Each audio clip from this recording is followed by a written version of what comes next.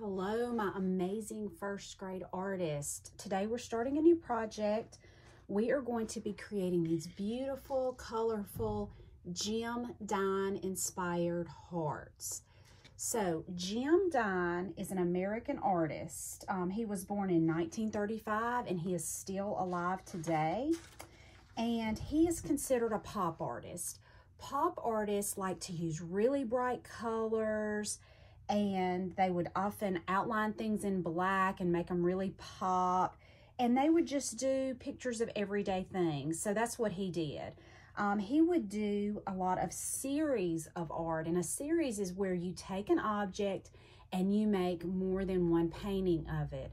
And one of his series that he did was hearts. So I want to show you a picture of one of his hearts. This is a heart by Jim Dine. And you see how he's got the black outline around it, and he used lots of different colors inside there. And he made lots of hearts like this, so they all kind of look the same, but then sort of different. He would use different colors. So before you start this video, teachers, before you start this lesson, I want you to find the YouTube video, Jim Dine for Kids, Narrated Digital Storybook for Art Lessons. That title is in your lesson plans, and let the students watch that. It's a little short video about Jim Dine, and then we're just going to get right into it. Okay, so we're going to be talking about warm and cool colors. We've talked about this before, so you should kind of already know a little bit about warm and cool colors. Warm colors make us think of things that are warm or hot. Oranges, reds, pinks. Cool colors make us think of things that are cool, like blues and greens. So teachers, when the students are doing this, they're going to get to choose, do they want to make a warm heart or a cool heart? I did a warm heart, and then they'll make the background opposite. So if you do a warm heart, you'll do a cool background. If you do a cool heart, you'll do a warm background. So they don't all have to look exactly the same. The children can have a little choice in what they do. All right, so this type of heart, we are going to be using a method where we paint half of it and we press it onto the other side of the paper, and it's going to print it on the other side. So it's gonna kind of make this a little easier, and it's gonna be a way for you to understand how we print things.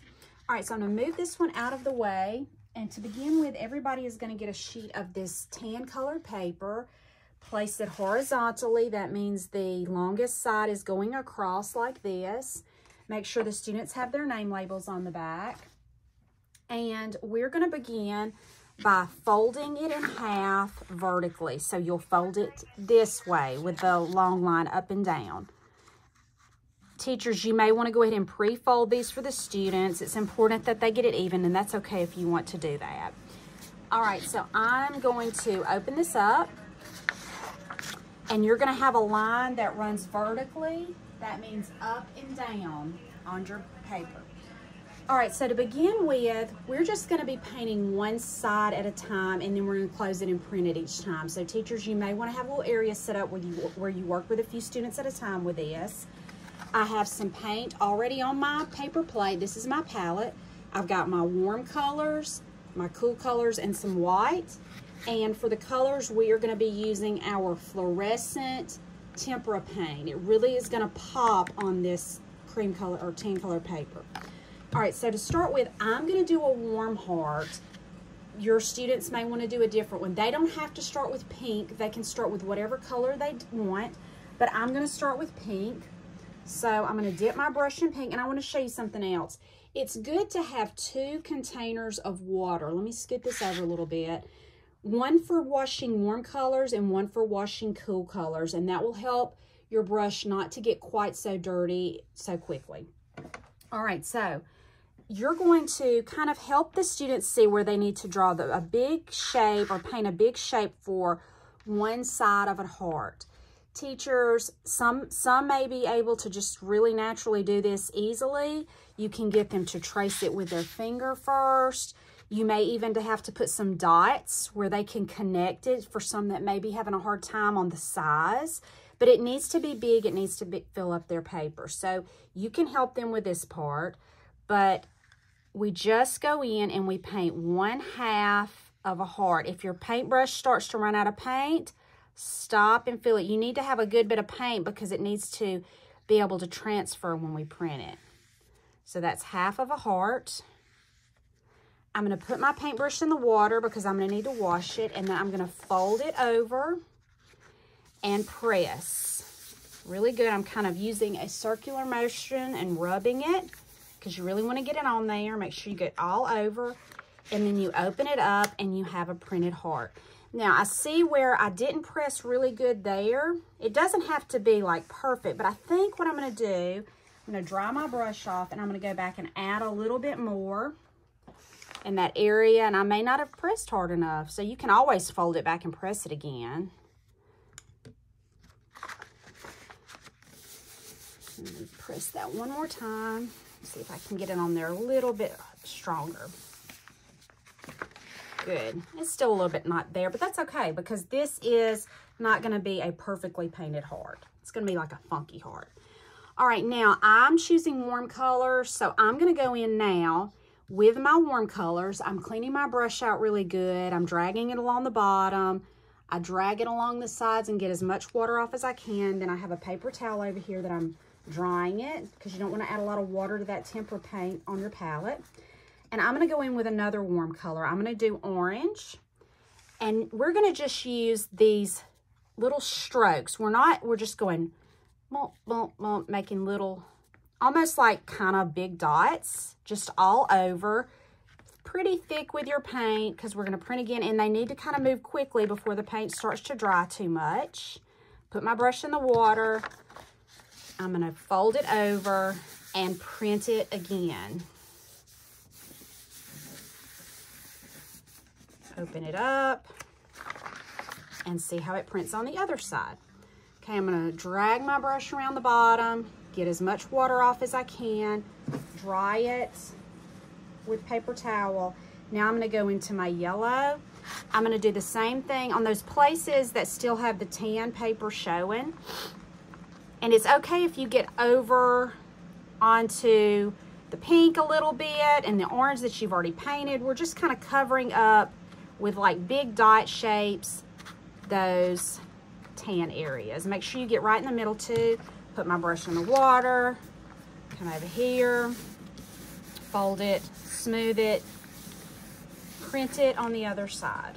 Open it back up and see how pretty that's transferring.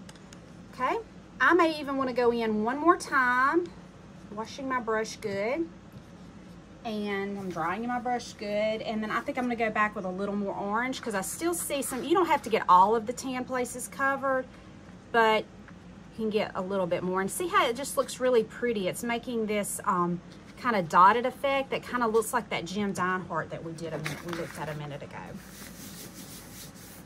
So you can do that however many times you need to get it how you like it. Now we're going to do the background. So I'm going to move my warm colored water, and now I'm going to be switching to cool to wash, but I've got to make sure I get that other brush washed really good. You could even have a warm brush and a cool brush. That would help. Now I'm going to go on my cool color. So remember, you're just doing opposite of what you did there, and it's the same thing on the back. Look how pretty that blue looks on that tan paper. Just making these little dotty marks all around, just on one side. It can get over a little bit on your pink, it's fine. Brush in the water and fold it and print it.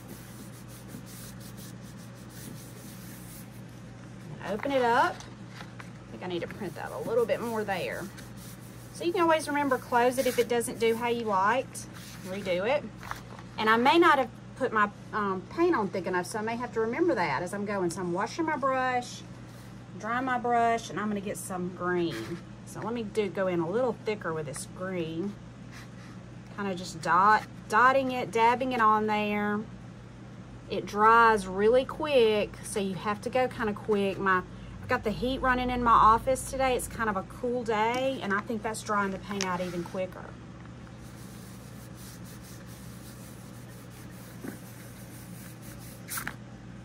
And open it up.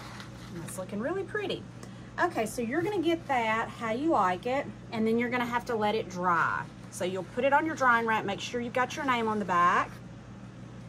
Then I've got one that has dried. So this is one that I did the other day and it's dried. Now we're gonna come in and really define that heart shape, just like Jim Dine would have done. And we're gonna use some heart templates that are already made. So this is a heart template on kind of thicker paper. Teachers, now it's not gonna line up perfectly. It's not gonna be perfect like their heart, but that's okay because we're gonna be using this to make a black line. If it doesn't line up perfectly, it's okay. That black line is still gonna give you a really nice black heart on there. It should just be kind of close. So see, that didn't line up perfect either, but that's okay. They're gonna put it in the middle and they're gonna use a black oil pastel. You may have some thick ones, just whatever you have. And we're just gonna outline, and you're gonna reuse these templates for more than one student. I'm just gonna send you with some.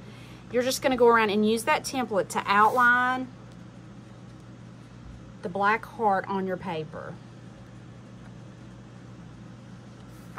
We want to have a good thick black line.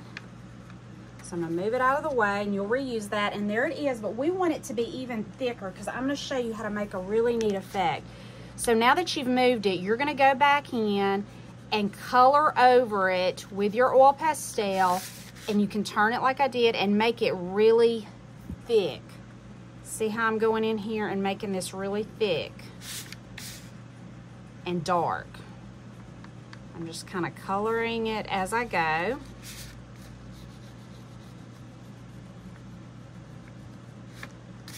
And teachers, we're going to do a little method where we color this and then we're going to kind of smear it. So that needs to be all done in one class period. I'm afraid if you let it sit a week, if you just do this thick outline and then try to go back and smear it, the oil pastel will actually kind of dry a little bit and it won't smear as easy. So you need to go do this whole oil pastel step in one class period, okay? So now you've got a good thick black line. I'm gonna kind of go over here. It had some little pieces that had come off and I wanted to knock those off. All right, so now you're gonna take your finger and you're gonna pull down, not up, but down into the inside of the heart. You're gonna pull that black down and it's gonna create a kind of 3D effect, and it's gonna give this heart form. And form is when something looks three-dimensional. It's gonna make it not look flat anymore. So you just go right through there. It's gonna get black oil pastel on your fingers, but that's okay. You can clean them up when you're finished. You can wipe them with a baby wipe or wash them in the sink. Remember, we're pulling into the heart, not outside the heart, in the heart. And doesn't that look neat? It's kind of giving it almost like a shadow around the edges. See how pretty that is?